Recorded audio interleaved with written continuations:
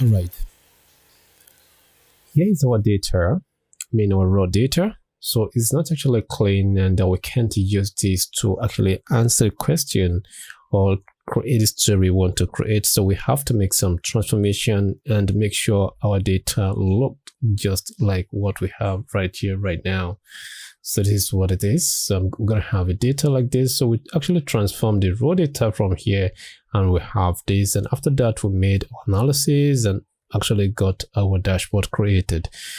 That is the same step we're going to follow to actually have our own dashboard created from the scratch. All right, the first thing you do is just to make sure your data is actually, in a normal Excel format, table format. So what am I talking about? So you're going to convert this into a table. With Ctrl T, you have that done. In case you're going to forget this shortcut Ctrl T, let me take you to the ribbon and show you how it works. So if you can see, my ribbon is not really active right now. The reason being was because I don't really like it like that. At the default, this is what you have when you install Microsoft Excel and you open it for the first time. So I always love to actually come to this particular part here and use the auto hide ribbon. So once I click on it, I have something like this. So now, before you start to convert this into a table, you want to make sure that you have no break of space like this. I'm going to say insert. So if we have something like this and we do Ctrl T, what happens is this. It's going to actually ignore this. I'm going to cancel. And if we do Ctrl T right here, what happens is it's going to take just that particular, column alone, and it shouldn't actually go to where it should actually cover. So it cannot cover up to here. So what do? We should always check if we have any column or any rows that is actually empty all through the whole column. So that has been, well explained. The next thing we're going to do right now is to go to the top ribbon. Once you click on it, you're going to have this.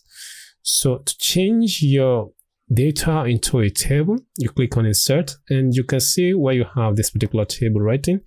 Once you hover over it, what you see is create table with Ctrl T. So if I just click on it right now, the same thing I have when I actually click on my Ctrl T is what I have right here. Then I click on OK. So right now we are actually cool with this. So if you don't like to see the filter you have right here, you have that particular decision to be made. So you can go to data, and from data you clear the filter and the filter is gone. But that doesn't mean this is not an official table. So definitely if this is an official table. So the next thing you do is just to get this data into Power Query, where we can actually have some transformation made to those particular, group of numbers we have right here to turn them into much more readable information. If you have not used Power Query before and this is your first time, just stay tuned because we're going to actually learn a lot of things about how to use Power Query to make transformation and even to add column and clean data. So clicking at the top right here, you make sure you go to where it says get and transform, and under data is where it is. In case you're on home, just come straight to data, click on it, and you'll see those group of get and transform data. So for the first time, let me introduce you to new query right here. Under new query, you have file from file, and those are the different files we have. We have from workbook, from CSV, XML, text file, and even folder. And we have databases, and those are the databases available that we can actually connect to straight up. And we have other services like web from OData, feed, and ODBC, and even creating blank query, which we're going to create in this course as well to show you how blank query works and how you can actually use blank query. And the next one is combined query, like merge query and append query. So they are very important. You should actually learn all about this. So stay tuned and let's see how we can learn majority of this together. The first we're going to do right now is to pick our data from this particular table. So already our data is visible to us. We can see our data one-on-one on a particular worksheet. So to pick it up into Power Query right now, what we're going to do is to use the from table here. So click on it, and what happens is going to pick it up and actually have it in Power Query for you. All right, if this is your first time coming to Power Query, welcome to Power Query environment, where we can actually have data transformed, clean, shape, and actually turn it to what we can use to tell stories. So the first thing we do when we get here is to rename our table, because it's telling us table 3, and that is not what we want. So I'm going to come to this particular part right here where we can actually have it named. Let's say we want to use hr_transformed_data. So now here we have it. So always make sure you have this particular underscore. Don't use space when you want to name a table. Is something very, very important. So I'm going to just make sure I commit that, and already you have it on this particular query part here. So if you don't want to see this query, you can always collapse it so it's actually hidden and stuff like that.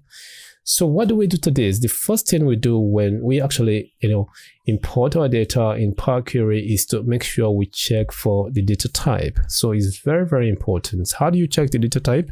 So what you do is to make sure you come right here where you have A, B, and C. Once you click on it, those are different data types available. So we have decimal, currency, whole number, percentage, date and time, date, time, time zone, duration, text, true and false, binary, and using local wherever here. So now the one we're actually currently on now is a text, and if we go to where we have text, it's actually giving us A, B, and C. And if we have like a whole number, it's going to give us 1, 2, 3. Let us try that and see.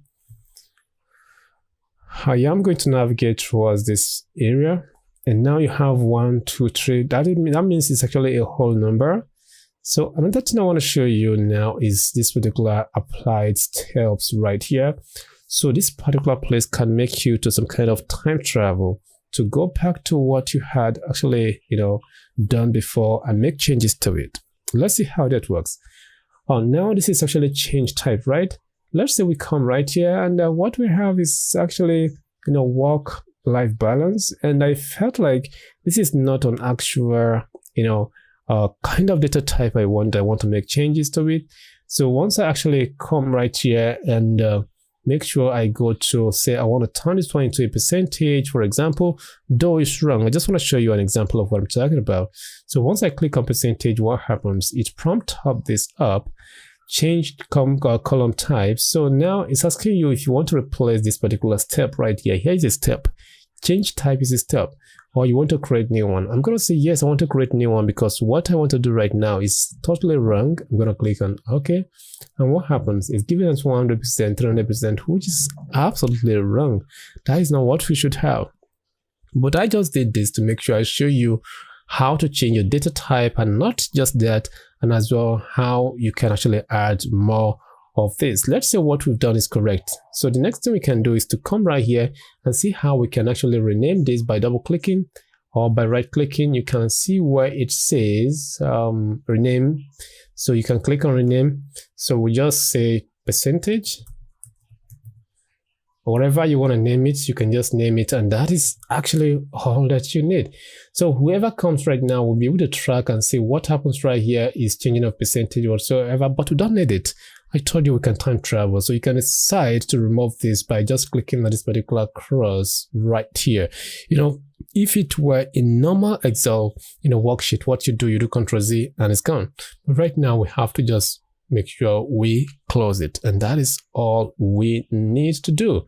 So can you see it right here? So first of all, we just brought our data into Power Query, and the next thing we actually try to see what are data types and how many of them we have available by clicking on this particular part right here, and we're able to see all this. And what we need to do before we can decide to choose which one we should use is to know what data type we have sitting on a particular column.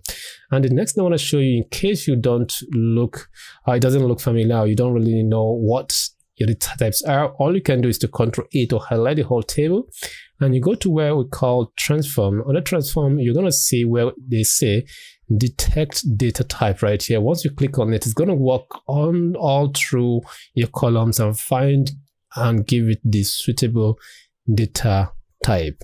You understand? But it is always good when you actually do it manually yourself to be sure of what you've done, because sometimes, Power Query can just mess things up and it won't give you what you want. So what about this, ladies and gentlemen?